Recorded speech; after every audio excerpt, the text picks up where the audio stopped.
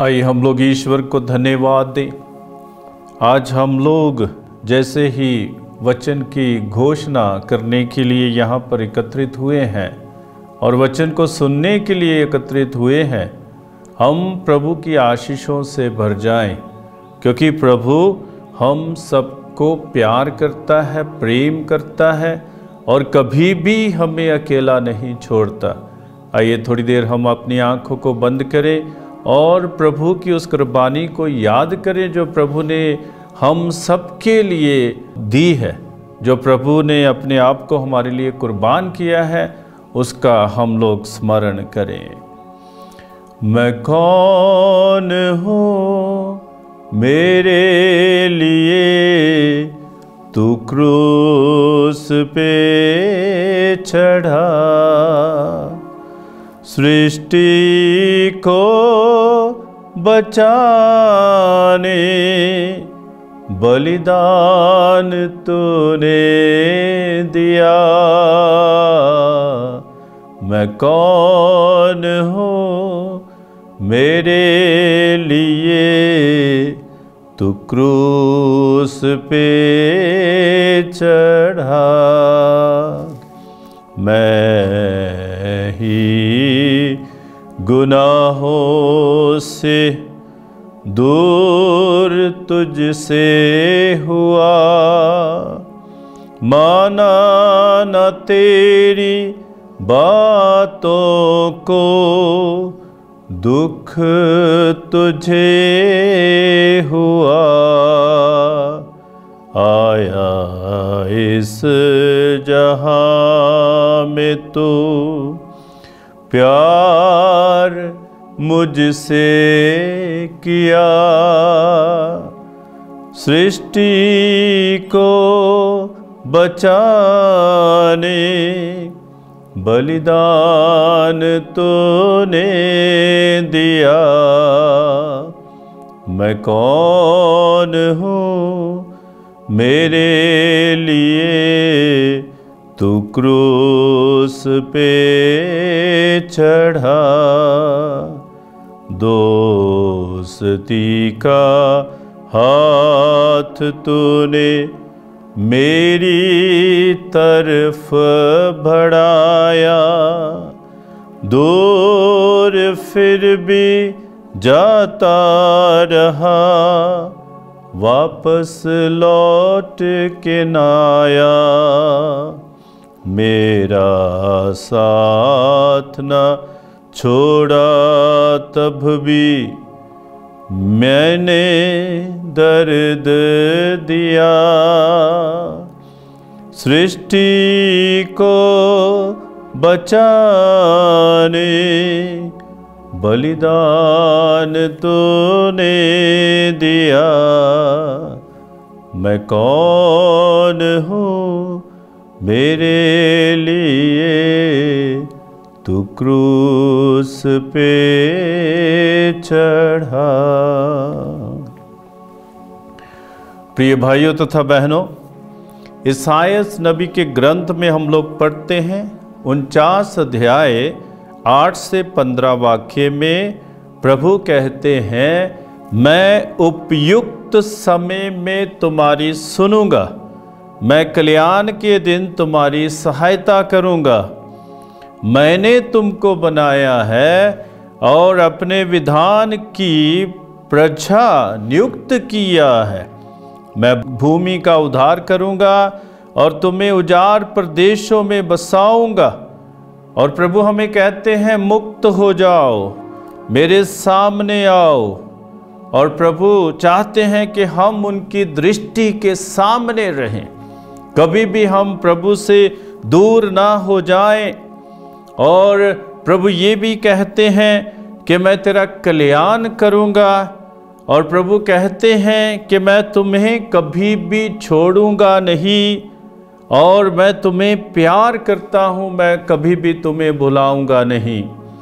ये प्रभु का हमारे प्रति अपार प्रेम है, क्योंकि प्रभु ने हमारी रचना की है, प्रभु ने हमारी सृष्टि की है और प्रभु ही हमारे लिए कुर्बानी देते हैं।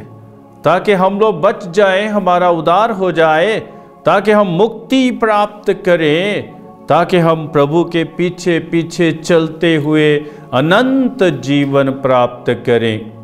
और कब हम लोग अनंत जीवन प्राप्त कर सकते हैं, कब हम लोग प्रभु के पीछे चल सकते हैं? जब हम लोग प्रभु की शिक्षा को अपने जीवन में अपनाते हैं। प्रभु यीशु कहते हैं कि जब आप मेरी शिक्षा पर गौर करते हैं, आप मेरी शिक्षा पर चलते हैं, तो आप मुझे भेजने वाले पर विश्वास करते हैं। हमारा परम पिता परमेश्वर धन्य है, हमारा परम पिता परमेश्वर प्रेमी है, हमारा परम पिता परमेश्वर चाहता है कि हम मुक्ति प्राप्त करें, क्योंकि हम पापी इंसान हैं। हम लोग गिर जाते हैं, पाप में गिर जाते हैं, गुनाह करते हैं, प्रभु से दूर हो जाते हैं, और कभी कभी हम लोग प्रभु को भूल जाते हैं, प्रभु की राहों पर नहीं चलते हैं, और प्रभु की शिक्षा पर गौर नहीं करते हैं, प्रभु की शिक्षा को अपने जीवन में अपनाते नहीं हैं। और प्रभु फिर भी हमारे पीछे पीछे आते हैं, हमें अपनी तरफ आकर्षित करने के लिए, हमें अपने साथ चलने के लिए प्रभु हमारा आह्वान करते हैं। क्योंकि हम ये बात अपने जीवन में समझ ले कि जब तक हम लोग प्रभु की शिक्षा पर गौर नहीं करेंगे, जब तक हम लोग प्रभु की शिक्षा पर नहीं चलेंगे, तो हम अनंत जीवन भी प्राप्त नहीं कर सकते हैं। बहुत बार हम लोग अपने ही पापों में, गुनाहों में, अपने जीवन में आगे बढ़ते जाते हैं। कुछ लोग ऐसे हैं जिनके पास प्रभु के लिए बिल्कुल समय नहीं होता है, और कई दूसरी बातों के लिए बहुत समय बर्बाद करते हैं, लेकिन प्रभु के साथ बैठने के लिए, प्रभु के वचन को सुनने के लिए, प्रभु के वचन को अपने जीवन में अपनाने के लिए उनके पास समय नहीं है। वे कहते हैं कि हम क्या करें, हम तो काम में चले जाते हैं, काम में लगे हुए हैं, और कई प्रकार की और बातें जो हैं हमें अपनी ओर आकर्षित करती हैं, और इस कारण हम लोग प्रभु को समय नहीं दे पाते हैं। लेकिन प्रिय भाइयों तथा बहनों, हमें समझना चाहिए कि जिसने हमारी रचना की है, जिसने हमारी सृष्टि की है, हमें उससे समय देना चाहिए। क्योंकि यदि हम उसे समय देते हैं तो तभी हम प्रभु के बन जाते हैं, प्रभु के योग्य बन जाते हैं, तभी हम लोग प्रभु की राहों पर चलने के योग्य बन जाते हैं, तभी हम लोग प्रभु की शिक्षा को सुनते हुए अपने जीवन में उस शिक्षा को अपनाते हैं, और तभी हम लोग प्रभु के मार्ग पसंद करते हैं, और तभी हम लोग अनंत जीवन की ओर आगे अग्रसर होते जाते हैं। और यदि हम लोग प्रभु को सुनेंगे ही नहीं, प्रभु को मानेंगे ही नहीं, प्रभु के चरणों में बैठेंगे ही नहीं, तो हम प्रभु के कैसे बन जाएंगे? इसलिए हमें चाहिए कि हम प्रभु के बने, और कोई भी काम हम क्यों ना करते हो, अपने दफ्तर में काम क्यों ना हो, या किसी खेत में काम कर रहे, या हम लोग किसी अस्पताल में काम कर रहे, या किसी स्कूल में काम कर रहे, या कोई भी ऑफिस क्यों ना हो, कोई भी काम क्यों ना हो, हम प्रभु की उपस्थिति का अनुभव अपने जीवन में करते रहें। क्योंकि जब हम लोग प्रभु की उपस्थिति का अपने जीवन में अनुभव करते हैं, तभी हम लोग प्रभु को अपने जीवन में अपनाते हैं, और प्रभु की बातों को सुनते हैं, प्रभु की बातों को अपने जीवन में उतारते हैं। और जब हम लोग प्रभु की बातों को जीवन में उतारते हैं, तो हम दूसरों पर भी उसका प्रभाव डालते हैं, अपने जीवन के माध्यम से, अपने वचनों के माध्यम से, अपने कामों के माध्यम से, और जो कुछ भी हम लोग इस संसार में करते या कहते हैं। प्रभु तो हमें बुलाते हैं, आह्वान करते, थके मांदे बोझ से दबे हुए लोगों मेरे पास आओ, मैं तुम्हें विश्राम दूंगा। और आज के पाठों में हम लोग देखते हैं कैसे प्रभु कहते हैं कि बंदियों से ये कहना चाहता हूँ कि मुक्त हो जाओ। और हम भी बंदी हैं, क्योंकि गुनाह करते हैं, पाप करते हैं, प्रभु से दूर हो जाते हैं। कई बार हम लोग गाली गलौज करते, एक दूसरे के साथ झगड़ा करते हैं, हम लोग नफरत में आगे बढ़ते हैं, घृणा में आगे बढ़ते हैं। और प्रभु हमें आज आकर कह रहे हैं कि मेरी शिक्षा पर ध्यान दो, और जब आप मेरी शिक्षा पर ध्यान दोगे आप मुक्त हो जाओगे। प्रभु कहते हैं मुक्त हो जाओ, मेरे सामने आओ, मेरे सामने आओ। बहुत से लोग सोचते हैं कि हम लोग जो है दूसरों के साथ मिलकर दुआ क्यों करें, प्रार्थना क्यों करें। हम एक समुदाय के रूप में इकट्ठे होकर, एकत्रित होकर प्रभु के सामने आते हैं, प्रभु के चरणों में आते हैं, और समुदाय के रूप में हम लोग प्रभु की प्रशंसा करते हैं, प्रभु की महिमा हम लोग गाते हैं।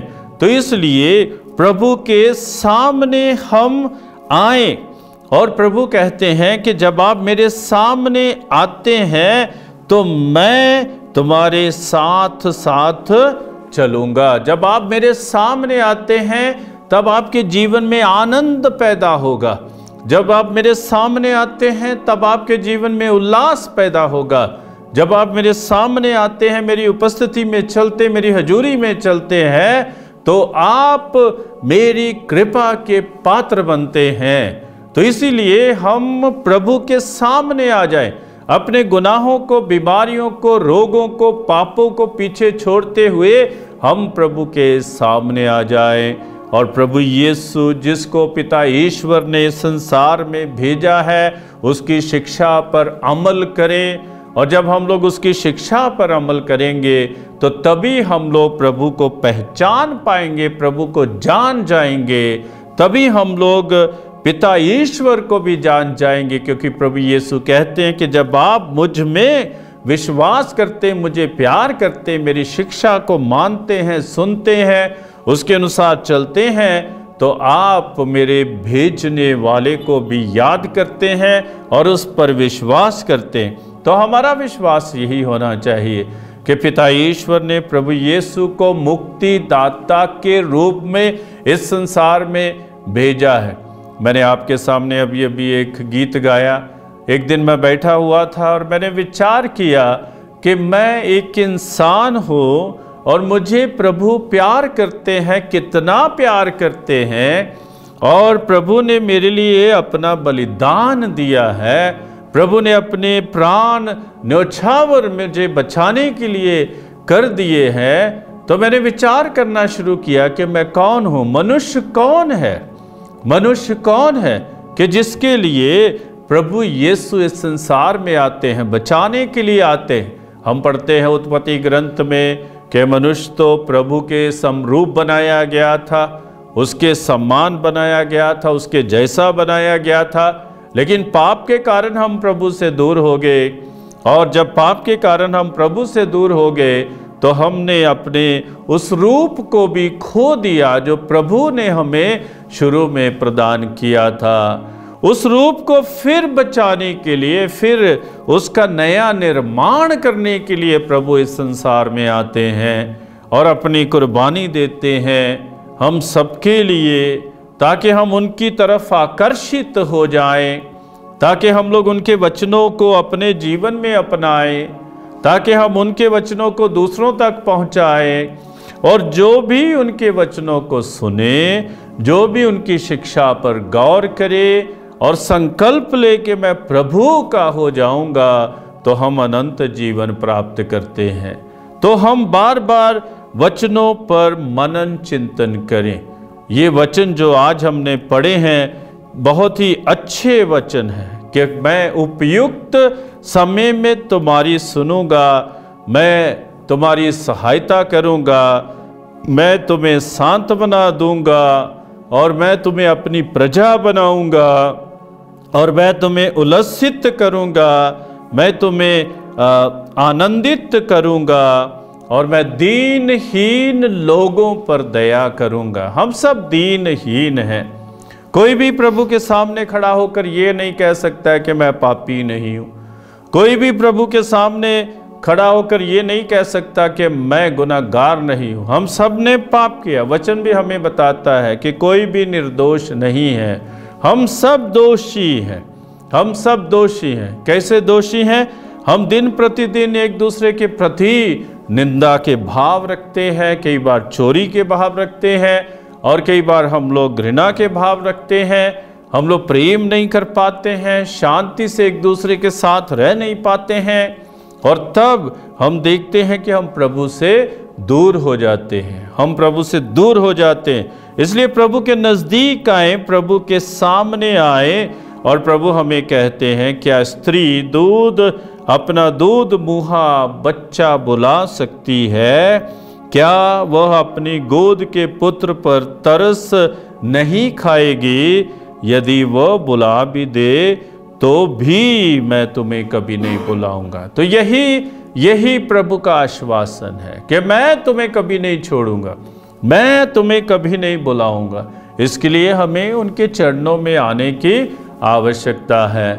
जब तक हम लोग प्रभु के चरणों में नहीं आते हैं तो तब तक हम लोग प्रभु की कृपा का भी अपने जीवन में अनुभव नहीं करते हैं। आप लोग अपने बालों को कटाने के लिए नाई के पास जाते हैं, और एक ऐसे ही व्यक्ति नाई के पास गया, और नाई और इस व्यक्ति के बीच में बहस शुरू हो गई। नाई बोलता है कि ईश्वर नहीं है, और ये व्यक्ति बोलता है कि नहीं, ईश्वर हैं। और इन दोनों की बहुत बहस हुई, और नाई ने कहा कि यदि ईश्वर है तो इस संसार में इतना दुख क्यों है, परेशानी क्यों है, कष्ट क्यों है, संकट क्यों आते हैं, दुर्घटनाएं क्यों होती हैं, खतरे क्यों आते हैं। तो ऐसे ही वो व्यक्ति जो है पूर्ण रूप से विश्वास जो है उनको जो भी बात थी सही तरीके से नाई के सामने नहीं रख पाया। और फिर जैसे ही वो बाल कटाने के बाद बाहर निकला, थोड़ी दूर उसने देखा कि एक व्यक्ति, जो लंबे बालों वाला व्यक्ति वहाँ पर बैठा हुआ था, और तब उसके मन में एक विचार आया कि यदि इसको बाल कटाना है तो नाई इसके पास नहीं आएगा, इसको नाई के पास जाना है। इस बात को मन में रखते हुए वो नाई के पास वापस जाता है, और फिर नाई से कहता है कि इस दुनिया में कोई नाई नहीं है, इस दुनिया में कोई नाई नहीं है। और उसने कहा कि कैसे आप कह सकते कि कोई नाई नहीं है?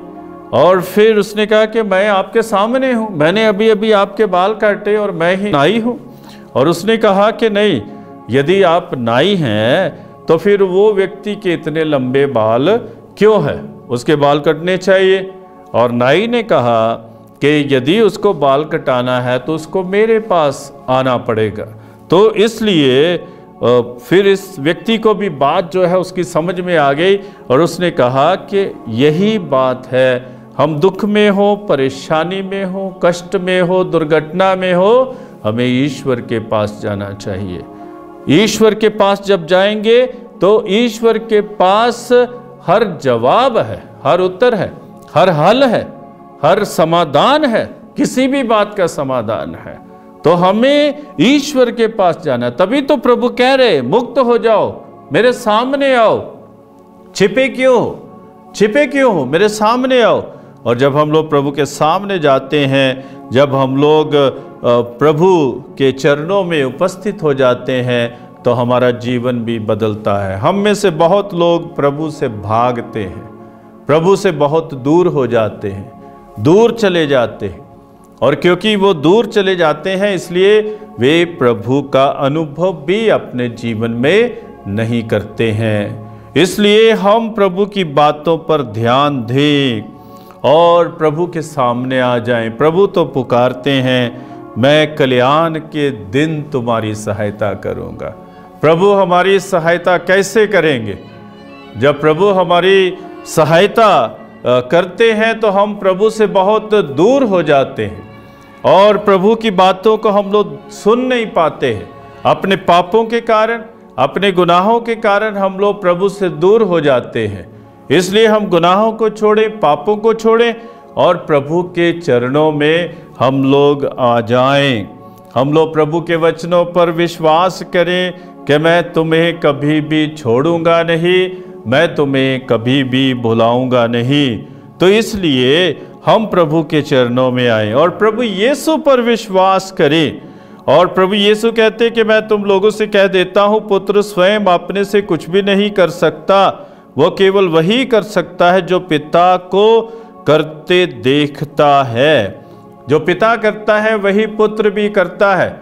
मुक्ति हमें पिता से प्राप्त होती है। प्रभु यीशु हमारे मुक्तिदाता हैं, उनके माध्यम से हमें ये मुक्ति प्राप्त होती है। तो हम मुक्ति के लिए तैयार रहें। तभी प्रभु बार बार कहते हैं मुक्त हो जाओ, मुक्त हो जाओ। हम सबको मुक्त हो जाने की जरूरत है ताकि हम लोग अनंत जीवन प्राप्त कर सकें। पिता और पुत्र और पवित्र आत्मा के नाम पर आमीन।